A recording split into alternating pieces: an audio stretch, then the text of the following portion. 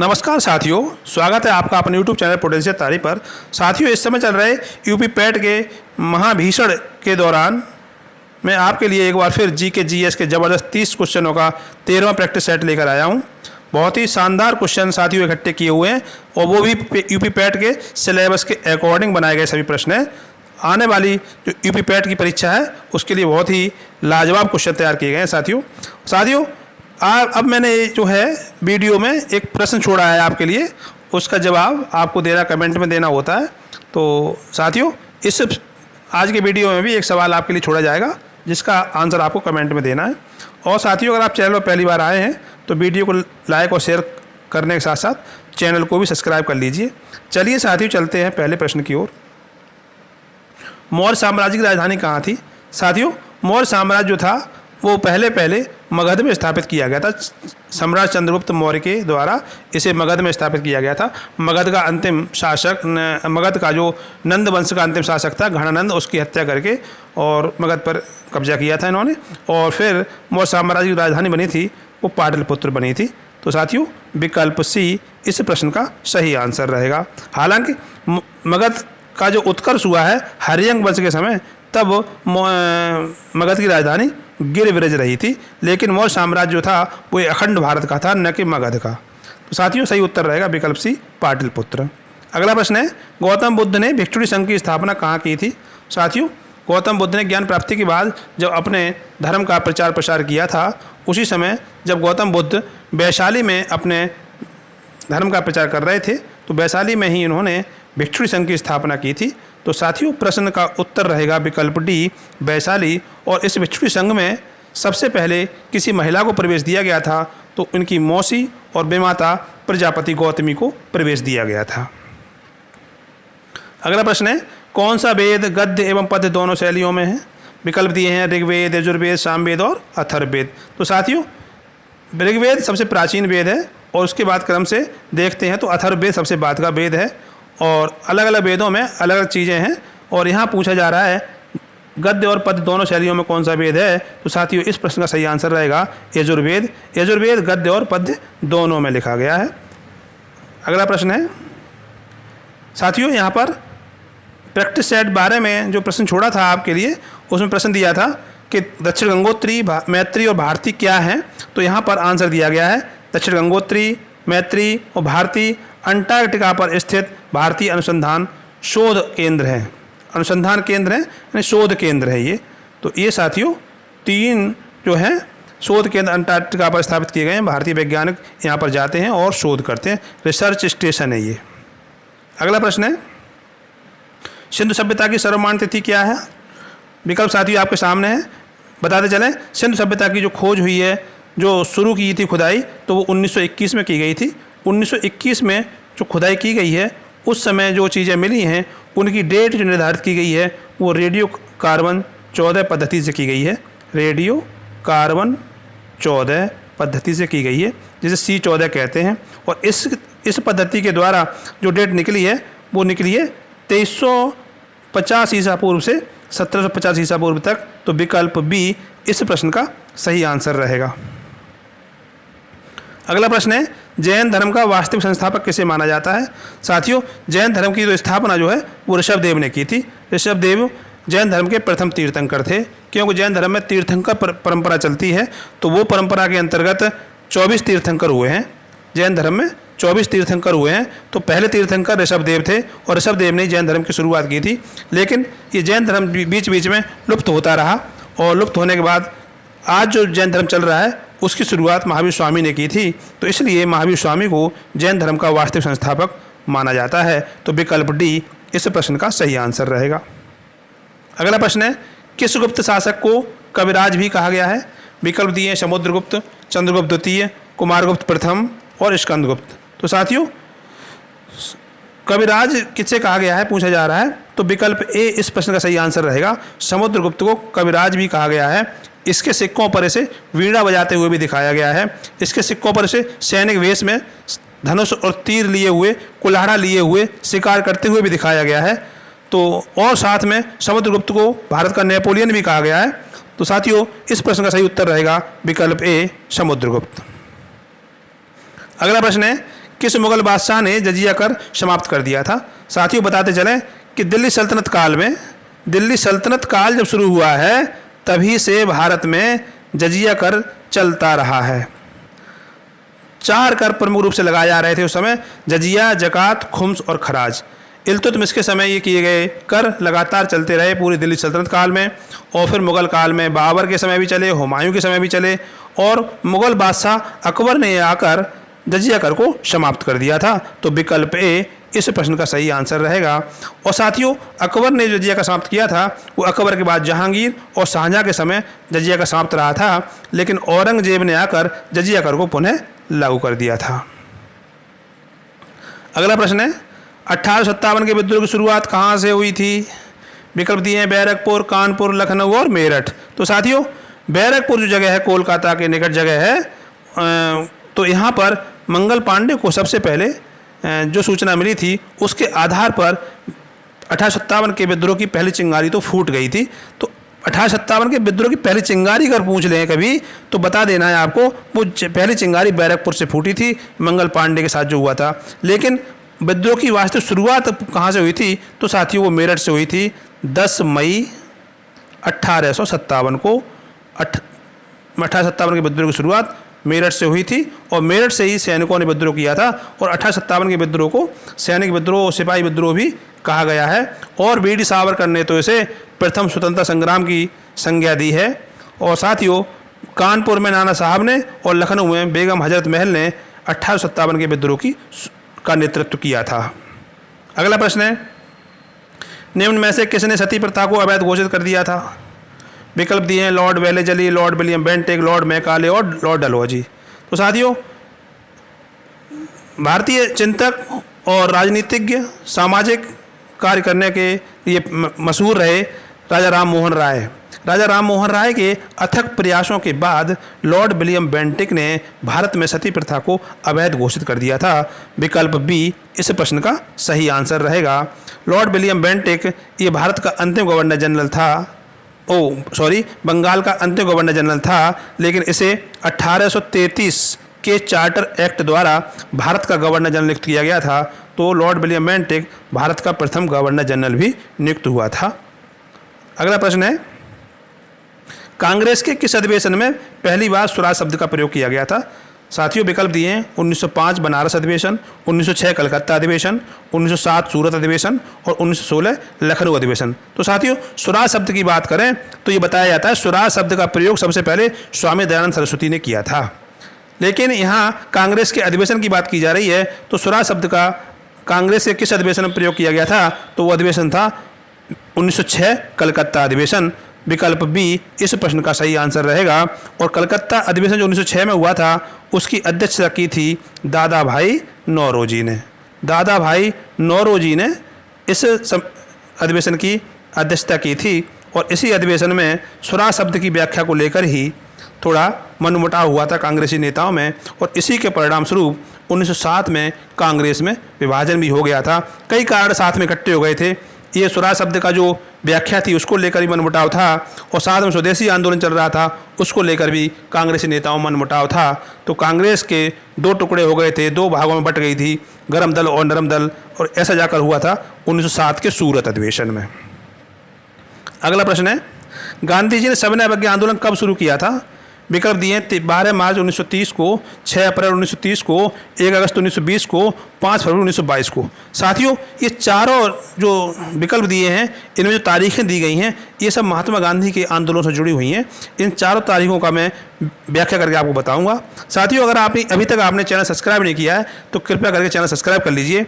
और मैं हर वीडियो में आज का सवाल कह के एक प्रश्न छोड़ता हूँ आपके लिए, तो वो उस प्रश्न का आंसर आपको कमेंट बॉक्स में देना होता है। तो साथियों आप जो है उस प्रश्न का आंसर जो है कमेंट बॉक्स में ज़रूर दीजिएगा।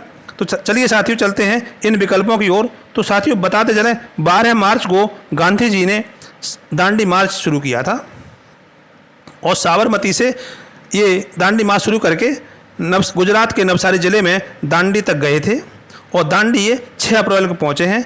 6 अप्रैल 1930 को पहुँचकर उन्होंने वहाँ नमक कानून को भंग किया था और नमक कानून को सांकेतिक रूप से भंग करके इन्होंने सविनय अवज्ञा आंदोलन शुरू कर दिया था। तो साथियों इस प्रश्न का उत्तर हो जाएगा विकल्प बी 6 अप्रैल 1930।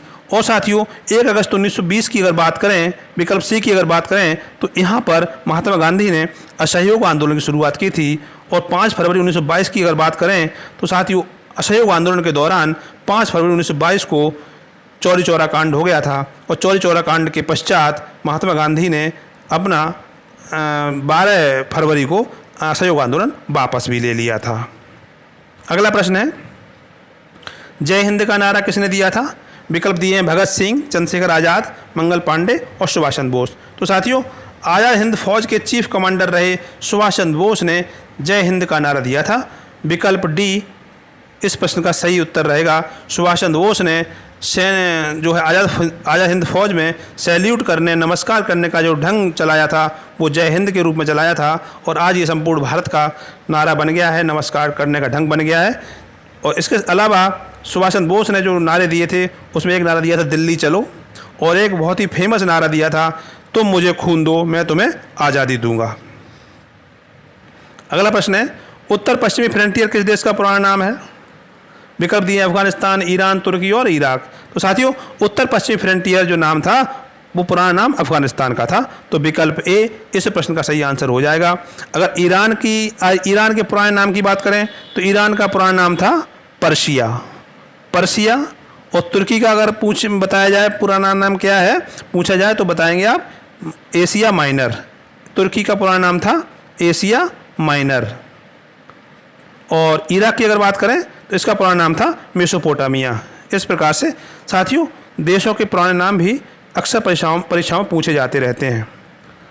अगला प्रश्न है, किस देश को लैंड ऑफ थंडरबोल्ट कहा जाता है? विकल्प दिए चीन, नेपाल, भूटान और म्यांमार। तो साथियों लैंड ऑफ थंडरबोल्ट कहा जाने वाला देश है भूटान। भूटान को लैंड ऑफ थंडरबोल्ट कहते हैं। तो विकल्प सी भूटान इस प्रश्न का सही आंसर है। और अगर चीन की बात करें तो चीन को कहा जाता है ड्रैगन ऑफ एशिया। और नेपाल जो है भारत और चीन के बीच बफर राज्य है। और म्यांमार को कहते हैं सुनहरे पैगोडा का देश। सुनहरे पैगोडा का तात्पर्य होता है बौद्ध मंदिरों का देश। अगला प्रश्न है, निम्न में से किस देश की सीमा सर्वाधिक देशों को स्पर्श करती है? साथियों वर्ल्ड के मैप पर अगर देखा जाए तो विश्व में 2 देश हैं, रूस और चीन। रूस और चीन 2 देश हैं। इनकी जो सीमाएं हैं वो 14 देशों से स्पर्श करती हैं, 14 देशों से मिलती हैं। तो साथियों इस प्रकार से सर्वाधिक देशों की सीमा को स्पर्श करने वाले देशों की अगर बात की जाए तो आंसर रहता है रूस या चीन, क्योंकि ये बराबर 14 देशों की सीमा को संपर्क करते हैं। तो विकल्पों में अगर देखते हैं तो विकल्पों में चीन नहीं दिया गया है, रूस दिया गया है। तो विकल्प बी रूस इस प्रश्न का सही आंसर हो जाएगा। अगला प्रश्न है, वर्तमान लोकसभा सदस्य संख्या कब तक अपरिवर्तित रहेगी? विकल्प दिए हैं 2024, 2025, 2026 और 2027। साथियों वर्तमान में जो लोकसभा सदस्य संख्या है वो 543 निर्वाचित सदस्य हैं। और मैक्सिमम सदस्य संख्या की अगर बात करें तो मैक्सिमम सदस्य संख्या निर्धारित है 550। तो वर्तमान में अभी 543 जो लोकसभा सदस्य संख्या है ये 2026 तक अपरिवर्तित रहेगी। 2026 से पहले इस संख्या में कोई परिवर्तन नहीं किया जा सकता है। अगला प्रश्न है, किस संविधान संशोधन द्वारा लोकसभा में एंग्लो इंडियन सदस्यों का मनोनयन समाप्त कर दिया गया है? साथियों जैसा ज्ञात हो कि लोकसभा में 2 एंग्लो इंडियन सदस्यों का मनोनयन राष्ट्रपति द्वारा किया जाता था। ऐसा इसलिए किया जाता था कि भारतीय संसद का जो निर्माण किया गया है वो पर्याप्त प्रतिनिधित्व के आधार पर किया गया है। जब राष्ट्रपति को लगता था कि इस समुदाय का, आंग्ल भारतीय समुदाय का पर्याप्त प्रतिनिधित्व लोकसभा में नहीं हुआ है तो उसे 2 एंग्लो इंडियन सदस्यों को मनोनीत करने का अधिकार प्रदान किया गया था। लेकिन वर्तमान में संविधान के 104वां संविधान संशोधन अधिनियम 2019 द्वारा इसे बंद कर दिया गया है। अब 25 जनवरी 2020 से ये लागू हो गया है और ये लागू कर दिया गया है कि अब लोकसभा में और राज्य विधानसभाओं में एंग्लो इंडियन का मनोनयन नहीं किया जाएगा। तो साथियों विकल्प डी 104वां संविधान संशोधन 2019 इस प्रश्न का सही आंसर रहेगा। अगला प्रश्न है, भारत में सबसे कम सदस्य संख्या वाली विधानसभा किस राज्य की है? विकल्प दिए हैं गोवा, असम, मणिपुर और सिक्किम। साथियों बताते चले, भारत के राज्यों में और केंद्र शासित प्रदेशों में जो विधानसभाएं हैं, तो विधानसभाओं के लिए प्रावधान किया गया है कि अधिकतम सदस्य संख्या 500 रहेगी, इससे ज़्यादा नहीं हो सकती।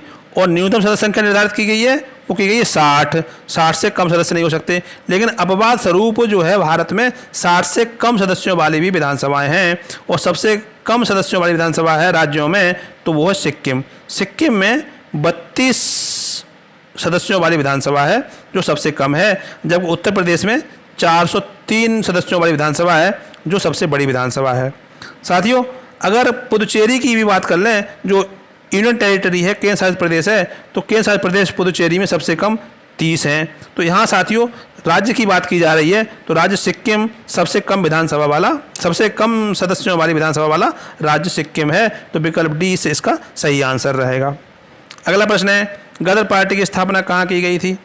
साथियों, भारतीय स्वतंत्रता के लिए भारत में जो संघर्ष हुआ था, उसके साथ साथ विदेशों में रहकर भी भारतीयों ने अथक प्रयास किए थे, काफ़ी संघर्ष किया था, और इसी संघर्ष करने के सिलसिले में अमेरिका के सैन फ्रांसिस्को नामक नगर में गदर पार्टी की स्थापना की गई थी।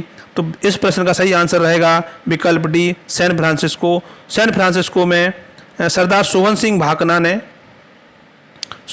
भाकना ने गदर पार्टी की स्थापना की थी, और जिसमें लाला हरदयाल का भी काफ़ी सहयोग रहा था। लाला हरदयाल, और इन्होंने भारत में जो है स्वतंत्रता प्राप्त करने के लिए काफ़ी प्रयास भी किए थे। तो साथियों इस प्रश्न का सही आंसर रहेगा विकल्प डी, सैन फ्रांसिस्को। और गदर पार्टी एक साप्ताहिक अखबार गदर भी छापता था, तो जो उर्दू और पंजाबी भाषा में प्रकाशित किया जाता था।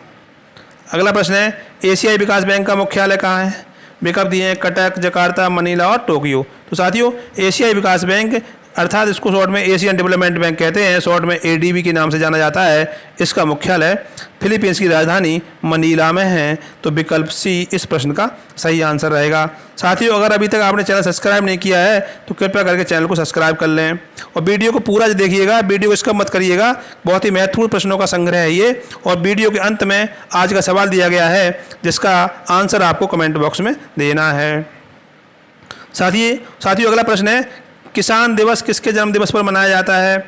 विकल्प दिए हैं मोरारजी देसाई, चौधरी चरण सिंह, अटल बिहारी वाजपेयी और गुलजारीलाल नंदा। तो साथियों भारत में 23 दिसंबर को प्रतिवर्ष किसान दिवस मनाया जाता है, और ये जन्म दिवस किसका है? तो वो चौधरी चरण सिंह का है। भारत के पूर्व प्रधानमंत्री चौधरी चरण सिंह की जयंती 23 दिसंबर को किसान दिवस के रूप में मनाया जाता है। तो विकल्प बी इस प्रश्न का सही आंसर रहेगा। अगला प्रश्न है, लंदन किस नदी के तट पर स्थित है? विकल्प दिए सीन नदी, राइन नदी, पोटोमैक नदी और टेम्स नदी। तो साथियों लंदन जो है यूनाइटेड किंगडम की राजधानी है, और यह लंदन जो है टेम्स नदी के किनारे बसा हुआ है। तो विकल्प डी इस प्रश्न का सही आंसर रहेगा। अगर अन्य विकल्पों की बात करें तो सीन नदी के किनारे फ्रांस की राजधानी पेरिस स्थित है। राइन नदी जो है जर्मनी में बहने वाली विश्व की सबसे व्यस्त नदी है परिवहन की दृष्टि से। इससे कोयले का बहुत ट्रांसपोर्टेशन होता है, इसलिए इसे कोयला नदी भी कहते हैं। और साथ ही पोटोमैक नदी के किनारे यूएसए की राजधानी वॉशिंगटन डीसी बसी हुई है। अगला प्रश्न है, किशनगंगा किसकी सहायक नदी है? विकल्प दिए हैं रावी, सतलज, झेलम और चिनाब। तो साथियों जम्मू कश्मीर में बहने वाली किशनगंगा जो नदी है वो झेलम की सहायक नदी है। तो विकल्प सी इस प्रश्न का सही आंसर रहेगा। अगला प्रश्न है, साइबेरिया का विस्तार किस देश में है? विकल्प दिए हैं कनाडा, रूस, इंडोनेशिया और ब्राज़ील। साथियों साइबेरिया एक प्रकार का ठंडा मरुस्थल है, और इसका जो विस्तार है वो रूस में है। तो विकल्प बी रूस इस प्रश्न का सही आंसर रहेगा। अगला प्रश्न है, निम्न में से किसे भारत का रूर प्रदेश कहा जाता है? साथियों एक्चुअल में रूर प्रदेश जो है जर्मनी में एक प्रमुख कोयला क्षेत्र है, और भारत में एक प्रमुख कोयला क्षेत्र को भारत का रूर प्रदेश कहा जाने लगा है, और यह भारत के छोटा नागपुर पठार को भारत का रूर कहा जाता है। तो विकल्प ए इस प्रश्न का सही आंसर रहेगा। अगला प्रश्न है, वन भारतीय संविधान की किस सूची में उल्लिखित है? साथियों संविधान की 7वीं अनुसूची में 3 सूचियां दर्ज हैं, और वो 3 सूचियां हैं संघ सूची, राज्य सूची और समवर्ती सूची। संघ सूची में जो सब विषय लिखे गए हैं उन पर केंद्र सरकार को कानून बनाने का अधिकार दिया गया है, केंद्र कानून बनाता है। राज्य सूची के विषयों पर राज्यों को कानून बनाने का अधिकार है। और समवर्ती सूची पर केंद्र एवं राज्य दोनों को कानून बनाने का अधिकार मिला हुआ है। लेकिन यदि एक ही विषय पर केंद्र और राज्य दोनों कानून बना देते हैं समवर्ती सूची के विषय पर, तो राज्य कानून पीछे हटता है और केंद्र कानून को वरीयता दी जाती है। तो साथियों यहाँ पर पूछा जा रहा है वन भारतीय संविधान की किस सूची में उल्लिखित है, तो साथियों समवर्ती सूची में उल्लिखित है। विकल्प सी इस प्रश्न का सही आंसर रहेगा। अगला प्रश्न है सर्वाधिक औसत वर्षा वाला स्थान मौसिनराम किस पहाड़ी पर स्थित है। साथियों मौसिनराम जो है भारत के मेघालय राज्य में स्थित है। मेघालय राज्य में स्थित है। और मेघालय राज्य में ये जो पहाड़ियाँ हैं ये मेघालय राज्य की पहाड़ियाँ हैं, गारो, खासी, जयंतियाँ और मेकेर। तो विश्व में सर्वाधिक वार्षिक औसत वर्षा वाला जो स्थान है वो मौसिनराम खासी पहाड़ी पर स्थित है। तो विकल्प बी इस प्रश्न का सही आंसर रहेगा। अगला प्रश्न है भारत के मूल संविधान में कितनी अनुसूचियाँ थीं। विकल्प दिए 8, 10, 12 और 14। तो साथियों भारत के मूल संविधान में 8 अनुसूचियाँ थीं। तो विकल्प ए इस प्रश्न का सही आंसर रहेगा। और साथियों वर्तमान में अगर पूछा जाए तो संविधान में कुल 12 अनुसूचियाँ हैं। 4 नई अनुसूचियाँ संविधान में अलग अलग संविधान संशोधनों द्वारा जोड़ दी गई हैं और यह संख्या 12 हो गई है। अगला प्रश्न है बिहू किस राज्य का लोक नृत्य है। बहुत ही फेमस क्वेश्चन है, परीक्षाओं की दृष्टि से बहुत इंपॉर्टेंट भी है। तो साथियों बिहू जो है लोक नृत्य है वो असम का है। तो विकल्प सी इस प्रश्न का सही आंसर रहेगा। अंतिम प्रश्न है साथियों स्टेट बैंक ऑफ इंडिया का राष्ट्रीयकरण किस वर्ष कर दिया गया था। तो साथियों विकल्प दिए हैं 1949, 1950, 1955 और 1969। तो साथियों स्टेट बैंक का जो राष्ट्रीयकरण किया गया था वो 1955 में किया गया था। विकल्प सी इस प्रश्न का सही आंसर है।